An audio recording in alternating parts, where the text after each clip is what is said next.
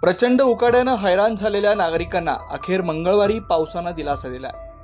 कोल्हापूर जिल्ह्यातील अनेक भागात विजांच्या कडकडाटासह वळिवाच्या मुसळधार पावसानं हजेरी लावली आहे। तसेच कोल्हापूरच्या पन्हाळा, शाहूवाडी, राधानगरी तालुक्यातील काही भागांमध्ये पावसाआधी गारांचा वर्षावी झाल्याचं पाहायला मिळालंय। त्यामुळे शेतकऱ्यांसह नागरिकांची तारांबळ उडाली।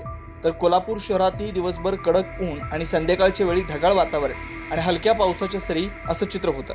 दरम्यान हवामान खात्याकडून कोल्हापूरला वादळी वाऱ्यासह जोरदार पावसाचा इशारा दिला असल्यानं नागरिकांनी काळजी घेण्याचं आवाहन प्रशासनाकडून करण्यात आलंय। अशाच ताज्या अपडेटसाठी महासत्ता न्यूजला सबस्क्राइब करा।